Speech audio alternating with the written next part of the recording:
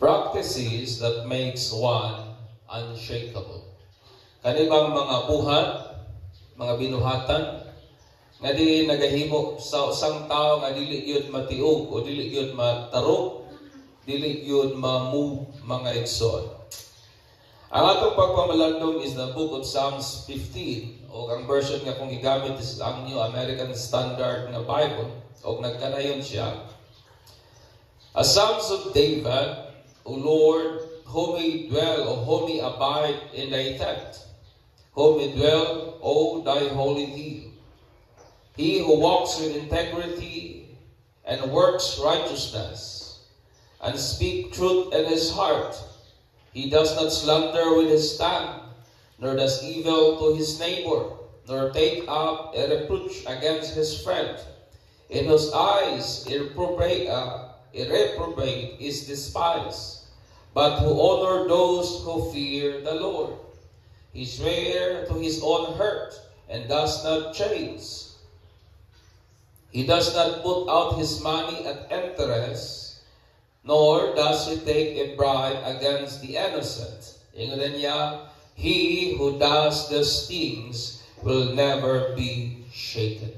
Siya nga nagabuhat aning butanga, ingon pa si David, dili gyud matarok, di gyud mamove, di gyud matiog mga igsoon. Usa sa mga attributes nga diin belonging only to God, kaya namang mga iya ang Ginoo nga dili gyud nato pwedeng maawat nor dili kayang i-copy sa uban nga mga Diyos-Diyosan is kining iyang attributes, kining iyang pagka-omnipresent. Og ang omnipresent, it means nga ang Ginoo is present everywhere. Amen. Nga ang Ginoo nakaron, napo dito sa ilahang dapit sa managsamang oras o sa managsamang panahon. Kaya sa Ginoo nga mahimong present sa tanang dapit at the same time, o dili siya limited mga igsoon, o dili sa influence sa time, sa space, o sa matter. Although, ang presence po ni God, nagdala siya og wide range sa application. Before ang mga Israelite nisettle sa Jerusalem, tunghain ang tabernacle sa Ginoo na itindog mga igsoon, ang Israelite nag-sojourn, ang Israelite nag-journey sila sa kamingawan in fear of the presence of God. So during sa ilahang wilderness nga journey, daghan sa ilahang nagakahadlok yun sa presensya sa Ginoo because those who are not worthy due sa ilahang iniquities are consumed by the holy presence of God. Kabantay ba mo during sa ilahang wilderness journey, kadtong mga taong dili tapos, kadtong mga taong dili faithful sa Ginoo, ginalamoy sa presensya sa Dios. O mga matay baya gyud sila mga igsoon. O ang presence po ni God ngadto nila, it cause fear. Nagahatag og kahadlok nila. Tungod kay aning panahon na dinadisplay sa ni Lord ang iyang presence, ang iyang pagkasya, pinagi sa thunder and clouds, pinagi sa kanabitang dahunog sa kalangitan, o uban kining mga mangitngit nga gabon mga igsoon. O sa pikas pud nga bahin, ang presence pud ni Lord, gitranslate pud siya as panel. It means praise o naong, o kani nag-imply o close and personal encounter with God. Naghatag kini siya og kanabitang suod nga pakig-inkwentro nga naha sa Ginoo. O kani nga pakig-inkwentro sa Dios, it resulted to pagkalig-on. Amen. Kani nga presence ni Lord, kani nga personal and close nga encounter with God, nagabunga kani og pagkalig-on, nagabunga kani pagkadasik, nagabunga kani kaayuhan, nagabunga kani og pagsabot, nagabunga kini og kusog og ingon pagaling David, it makes us unshakable. Amen. Naghimo gali natong dili matarog og dili matiog mga igsoon. Ang tabernacle sa Ginoo mao kana ang dapit kung hain ginatagbo sa Dios ang iyahang mga tao. kung hain po ang tao, makimit po sa presence si Lord, represented sa high priest or represented sa pinakataas nga pari at the time nga mosulod ngadto sa pinakabalaang dapit mga igsoon. O kaning balaang bungtod, maupod kani ang dapit kung hain na ibutang ang tabernacle. O mao na at the present ang Jerusalem mga igsoon. Ang tabernacle gibutang kana sa Jerusalem where the people mga igsoon kinahanglan gyud pod mag-take og effort. Kaya ang Jerusalem medyo elevated siya gamay. So kinahanglan ang mga tao maghago og subida. Kinahanglan maghago sila og katkat paingon sa tabernacle kung hain dito ang presence si Lord. Mao na nga kanato sa atong panahon karon kini nagpahinumdom nga kinahanglan maghago og maningkamot pud gyud ta o kanang atong paghago og pagpaningkamot pag-expressar kana sa ato ang desire sa atong tinguha to dwell and live in the presence of God. Amen. Mo na nga aning kinabuya, inay mong tapat, maningkamot gyud ta nga modwell, maghago gyud ta nga modwell in the presence of our mighty God, mga igsoon. Si Takeda Shigen, usa man kini ka Japanese nga daimyo, I don't know sa ang right nga pag-pronounce ni. Usa kung sa ato karon murag governor bang equivalent niya na o kanang pangulo sa usa ka probinsya sa Japan during sa Sengoku period. Og nailapod siya as the Tiger of Kai. Niingon siya, knowledge is not power. It is not potential. Applying that knowledge is power. Niingon pa niya, ang kahibalo daw kuno dili gahom. Kun dili usa lang na siya ka potential. It means nga naay mahimo. Applying that knowledge is power. Pag-apply ni mo na nga kahibalo, mo na ang gahom. Understanding why and when to apply that knowledge is wisdom.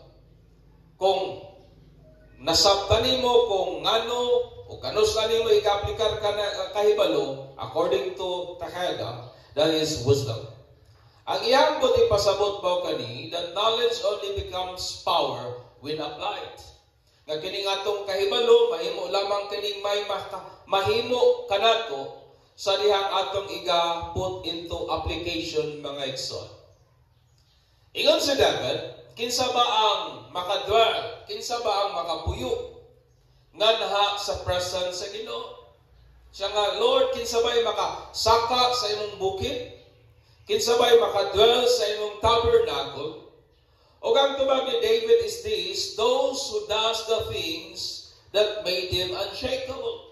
Katong mga taong nagabuhat sa butang, nga nagahimo nila nga dili mairog, nga nagahimo nila nga dili ma-shake mga igsoon.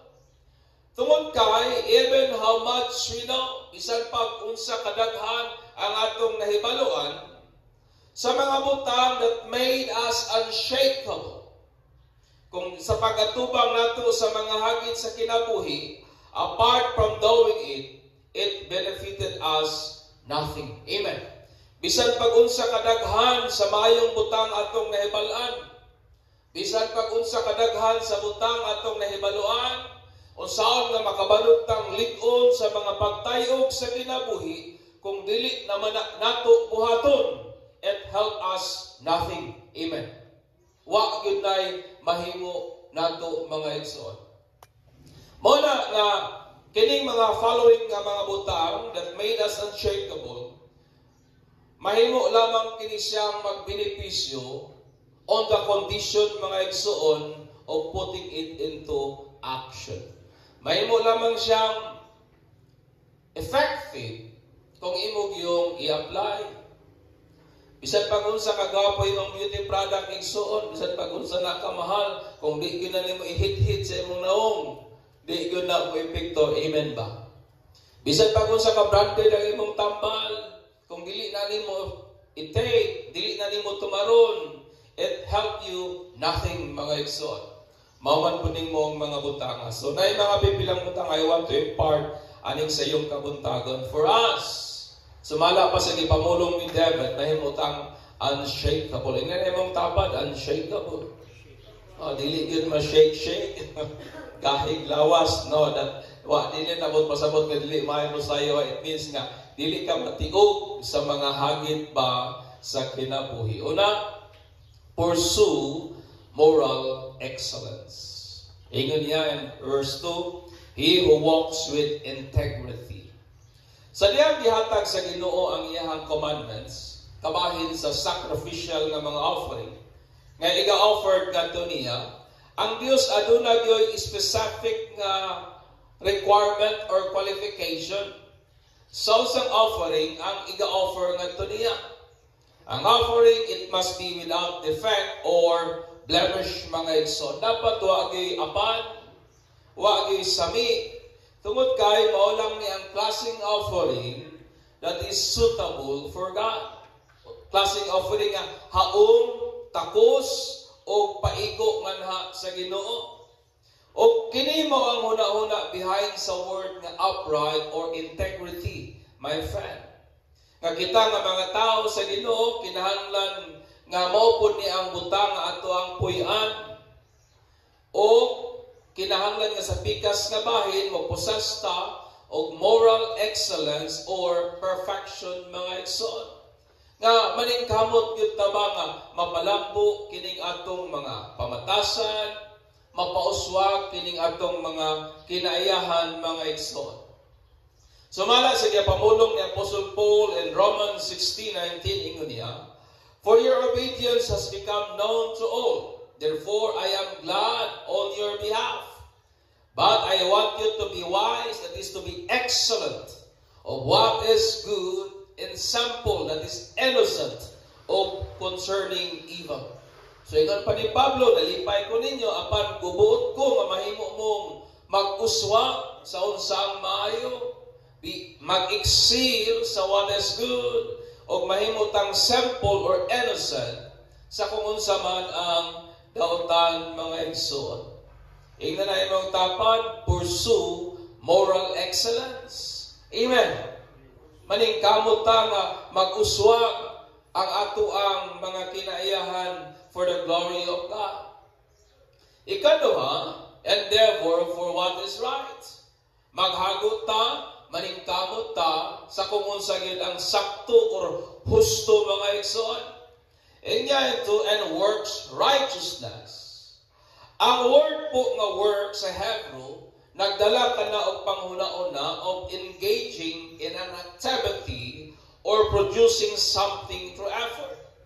Kana bitong imong ginalang lambigit ang imong kaugalingon nga naghagok ka, naglimbasok ka kay naaron nga naay outcome o resulta nga ma-produce, mga igsoon, whether diha sa matarong or dautan. Ang Ginoo mao gyud na ang standard sa unsa gyud ang sakto. Amen. God is the standard of what is right.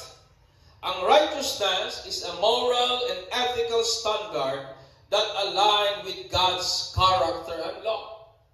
Ang pagkamatarong mao kana itong mga moral o mga butang, mga practices nga ginabuhat sa tao, nga diin mao pud ang sumbanan nga iya sa Dios nga na hialayon nga na sa character o nga na sa kasubuan o pulong nga iya sa Dios.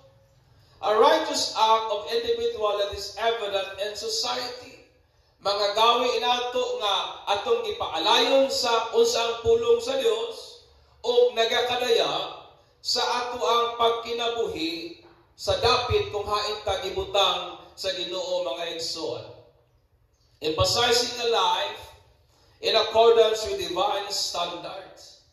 So ang basis sa ato ang morality, ang basis sa ato ang unsang sakto, mao gyud ang pulong sa Ginoo. Amen ba? Mao gyud ang word sa Ginoo, because without the word of God, without the standard of God, everything would become relative, mga igsoon. Wala gyud tay basis sa unsang morally right, unsang morally wrong, kung wala gyud ang standard sa Ginoo.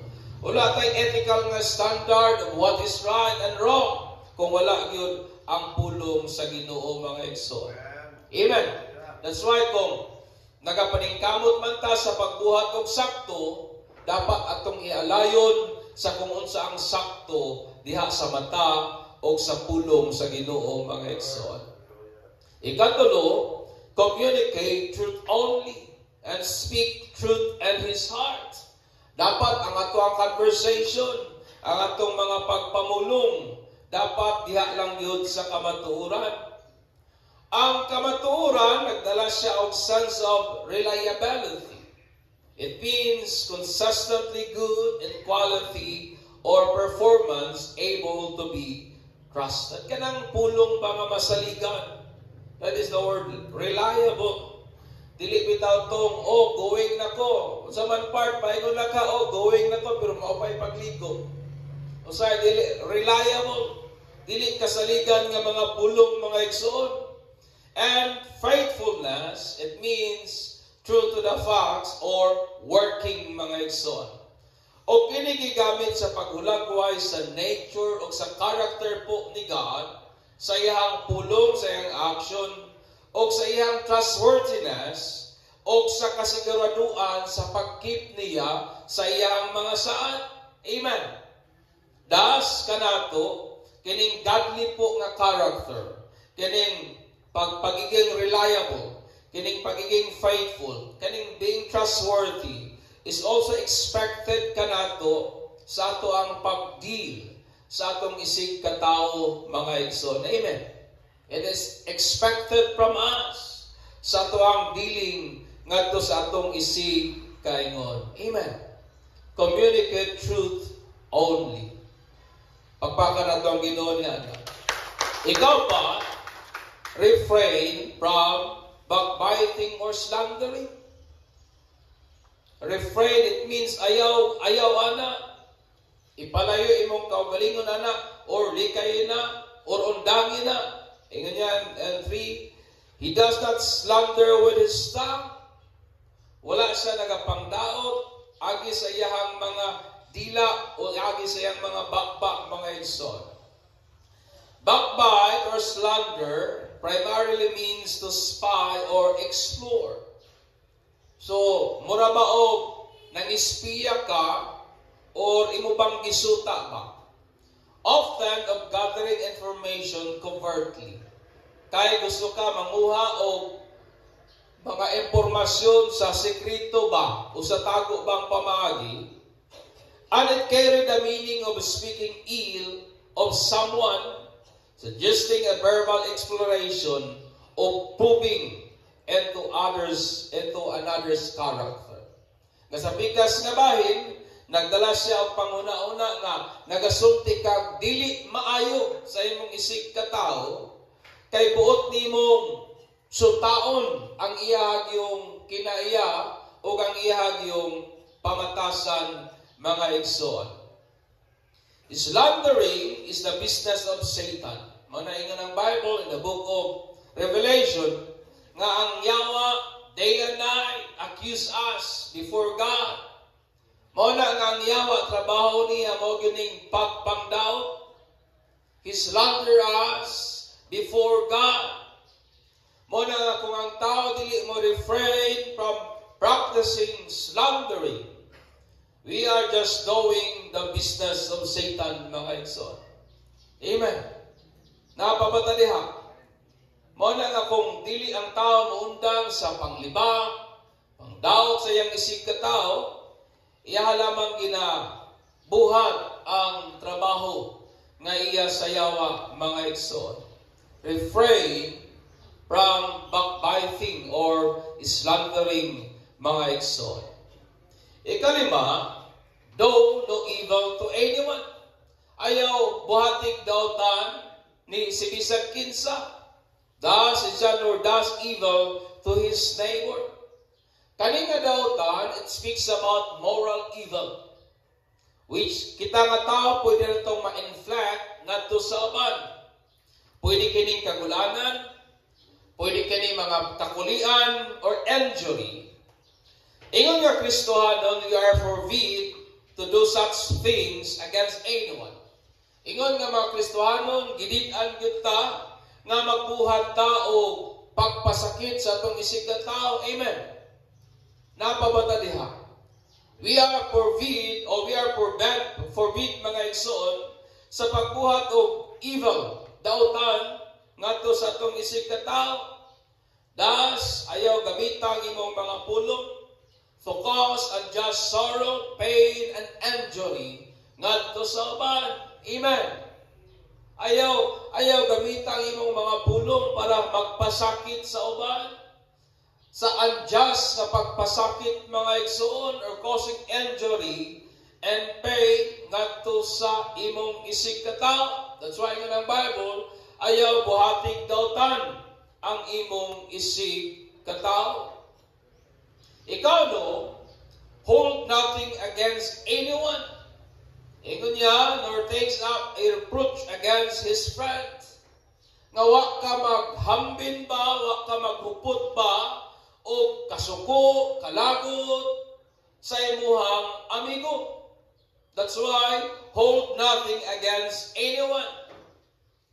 To take up literally, it means pag-carry or to bear. Kanabit ang imong gipasan o imuhang gialsa, o kini naglambigit sa physical and metaphorical nga pag-left o pag-carry sa mga butang nga nagapabugat lamang.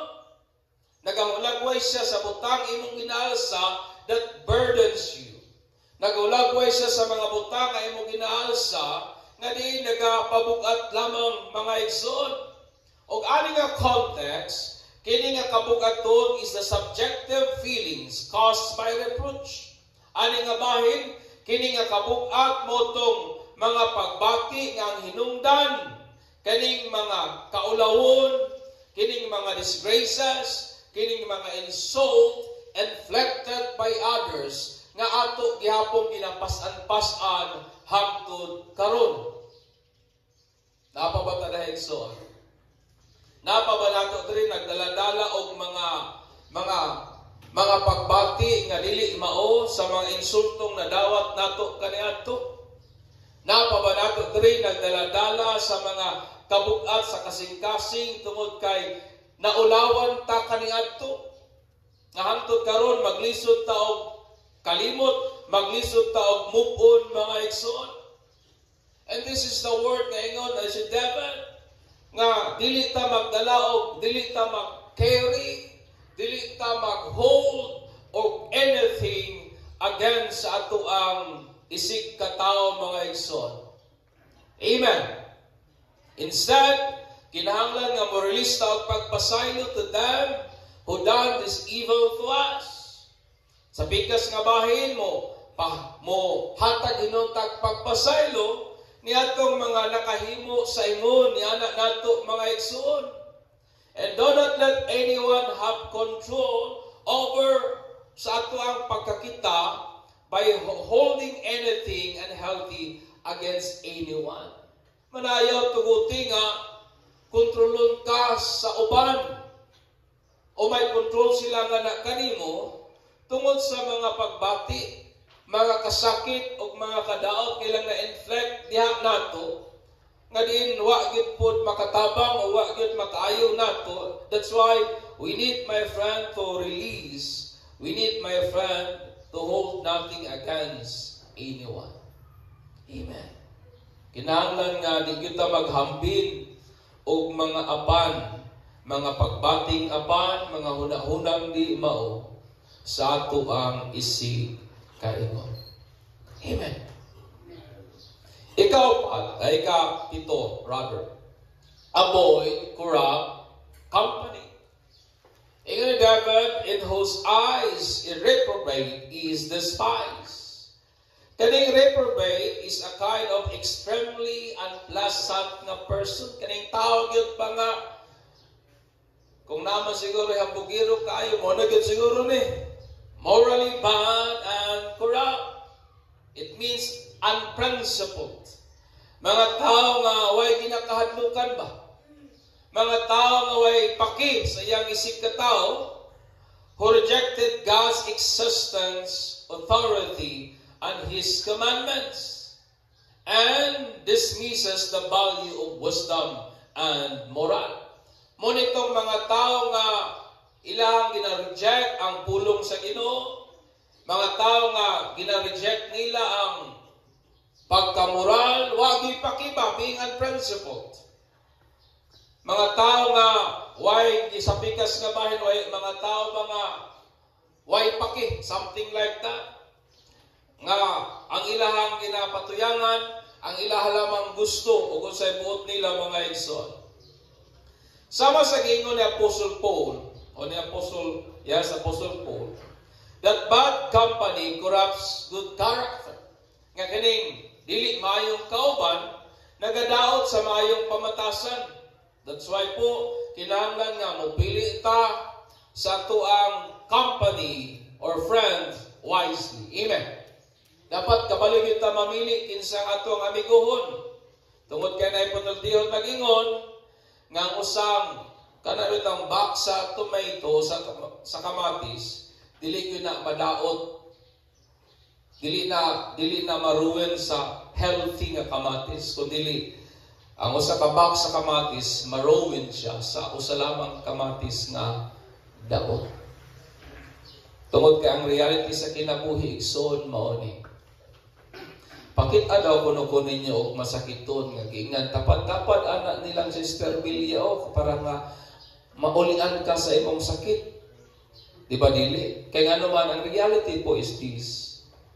Ang mga maayo lang yung lawas ang nagakatakdan sa sakit. Di ba tinood? That's why we need to choose our friend wisely. Dapat kabalo kita mamili sa mga amigo nato. Wisely mga igsoon. And then, ikawalo, honors the God of failing. Ginatahod kining mga mahinadlukod sa Ginoo who honor those who fear the Lord. Ang pag-honor po, it conveys weightiness and heaviness. To honor implying someone is of significant importance or value. Ang pagpasidungog po, kana bitang imong ginahatagan kabugaton, ginahatagan imong importansya ang usang tao. Mao na nga ang pag-honor sa mga God-fearing, it means imo silang ginahatagan ng bili, imo silang ginahatagan kabugaton, imo silang ginahatagan og importansya mga igsoon. And in this manner, ingan niyo na to pag-treat kadtong mga mahinadlukon sa Ginoo. Amen.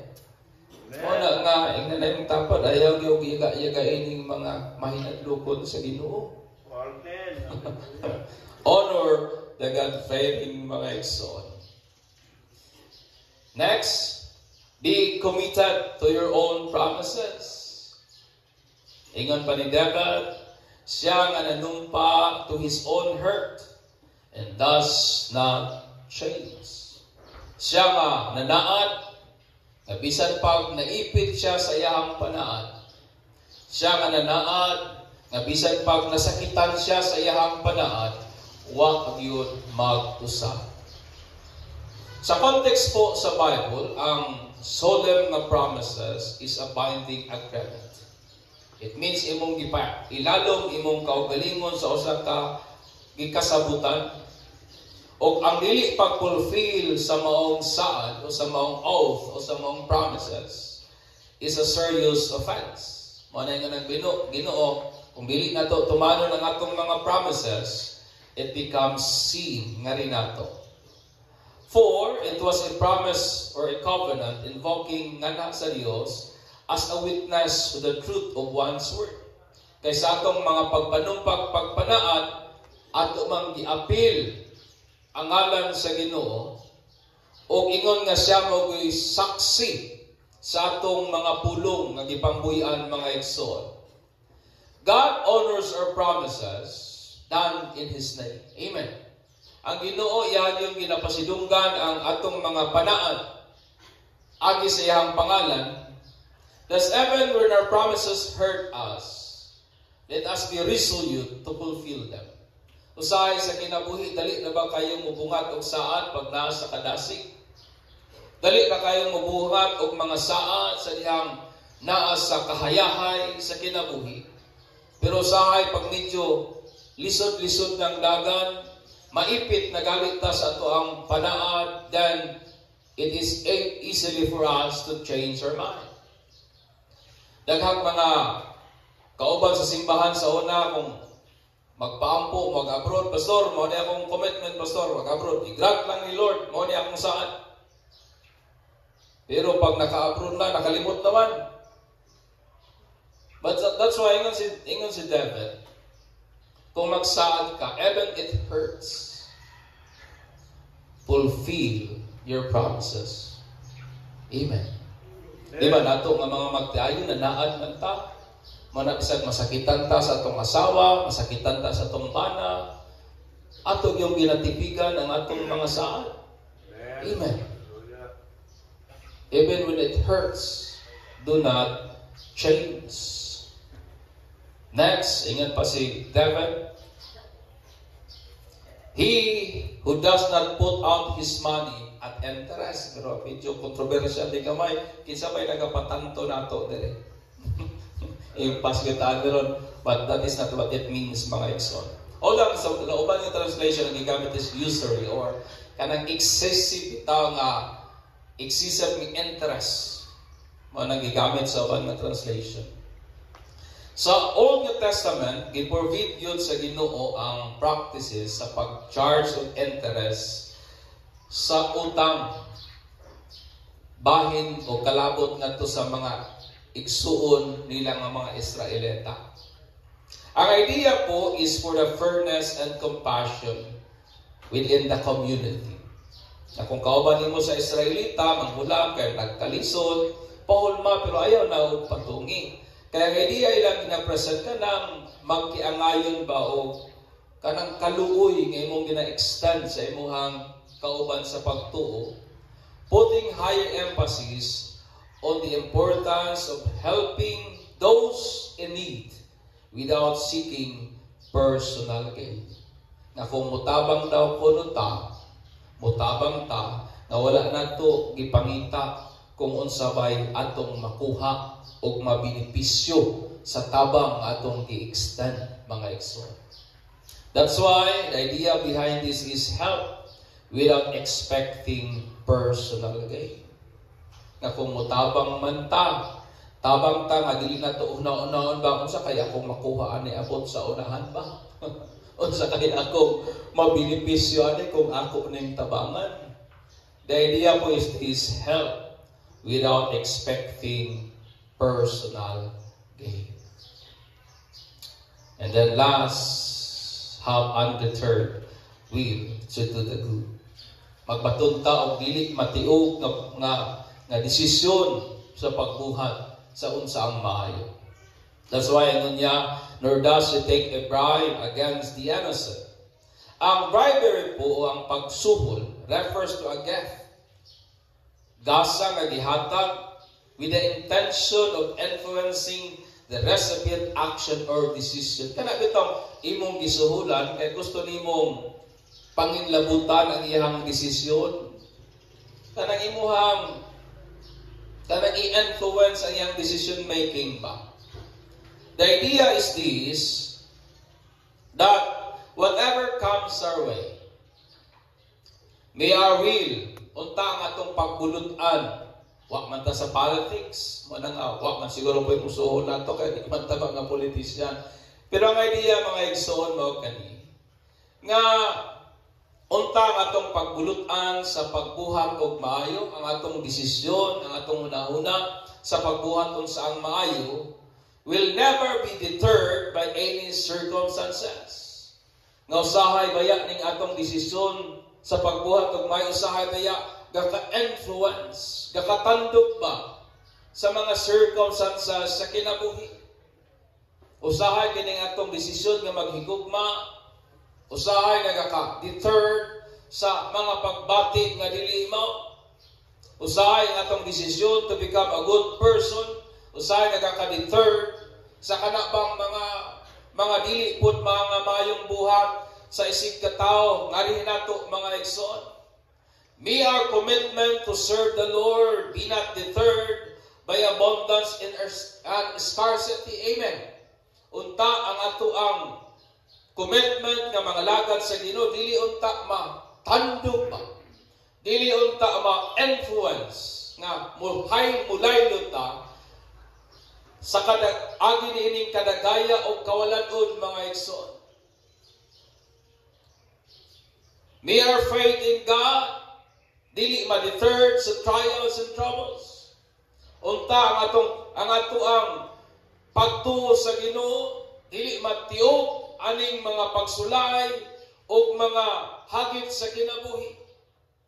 Dili unta ma-influence aning mga butanga to the extent nga maingon ta mo give up o mo surrender na lang ta. May our hope in Christ may not be deterred by sickness and illness. Nga kini unta atong paglaom diha kang Kristo. Dili unta ni matiog sa mga balatian o mga kasakitan mga igsoon. Have undeterred nga pagbulutan sa pagbuhat yun sa unsang maayo. Amen. Dapat nakataana kana bitong desisyon nga di yun matandog pa.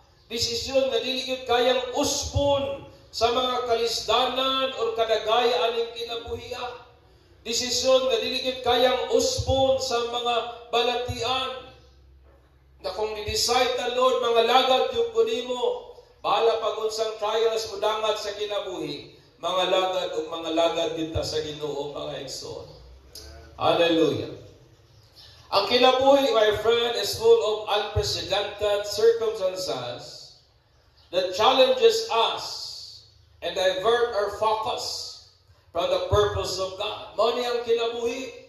Daghang mga pakuran, daghang mga butang nga wa nimo gi-ekspektar nga mahitabo, and it happened.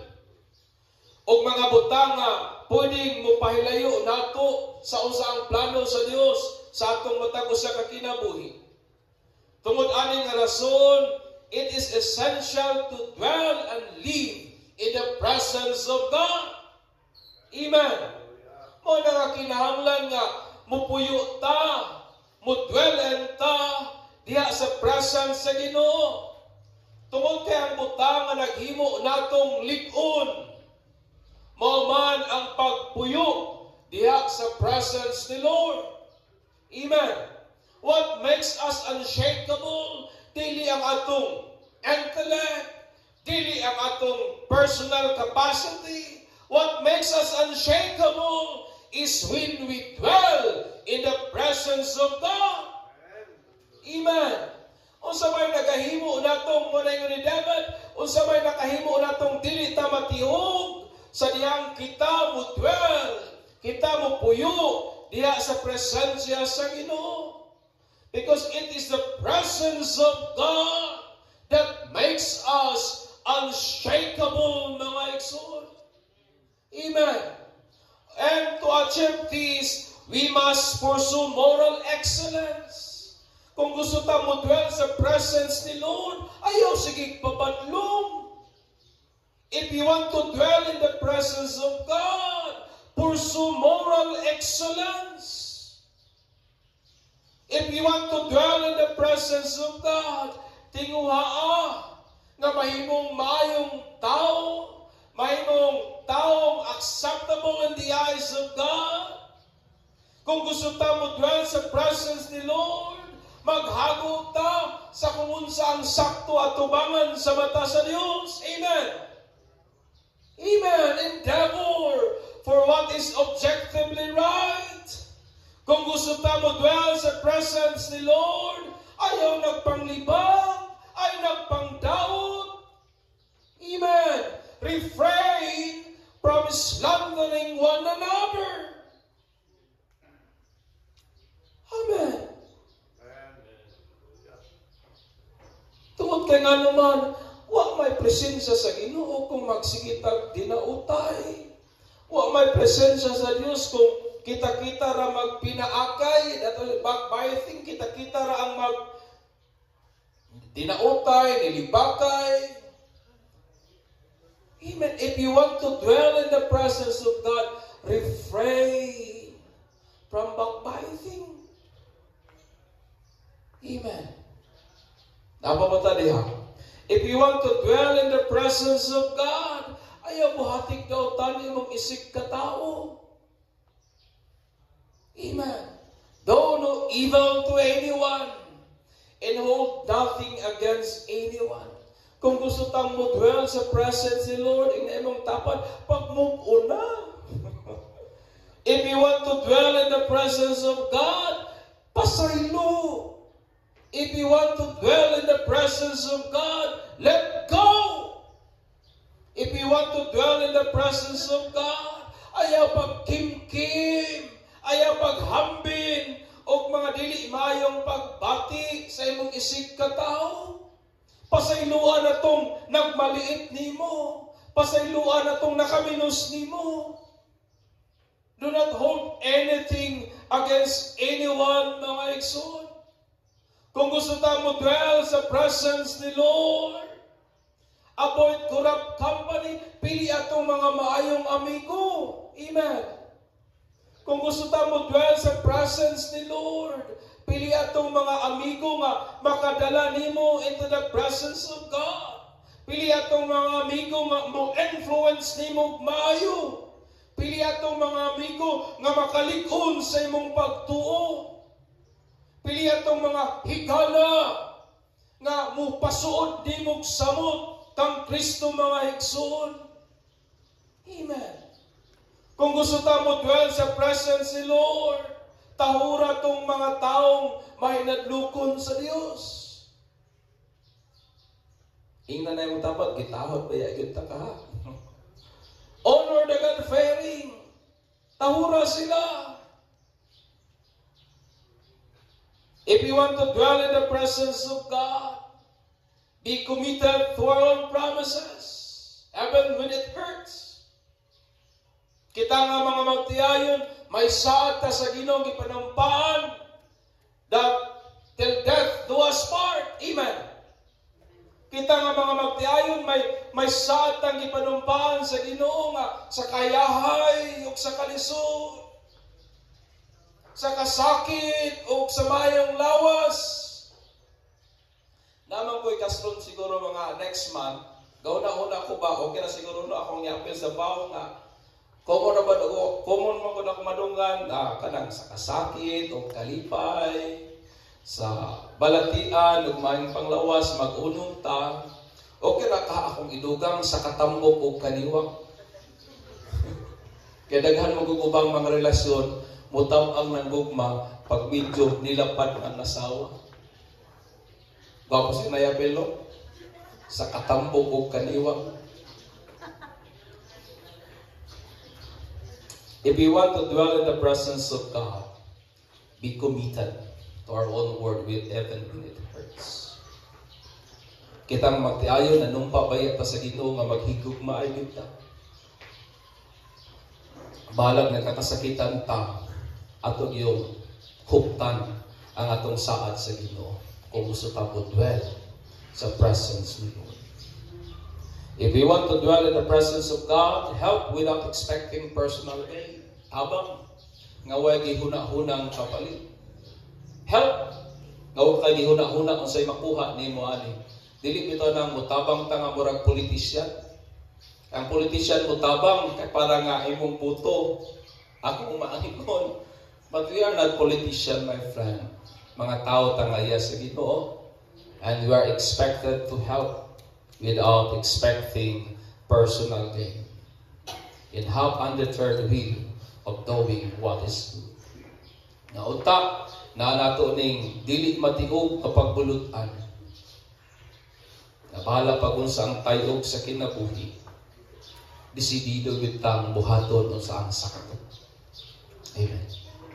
Na kining atong desisyon dili kayang i-influence pa sa mga unprecedented circumstances aning kinabuhi. That's why ingon si David, he who does these things will never be shaken. Amen. Kung gusto ka mo dwell sa presence ni Lord, atong i-practice ning maong mga buta. Undang natag panglibak, undang natag hambin o pagbati di mo sa tumisig ka tao. Di ka tutugutan nga ang mga senaryo sa kinabuhi mo influence sa ato ang desisyon nga mo paluya hinuon nato sa pagpangalagad sa Ginoo. Bagkus mo palayon pagita sa pagpangalagad sa Ginoo, mga igsoon. Hallelujah. Manidugta, and let us give glory to Jesus, the Son of the living God.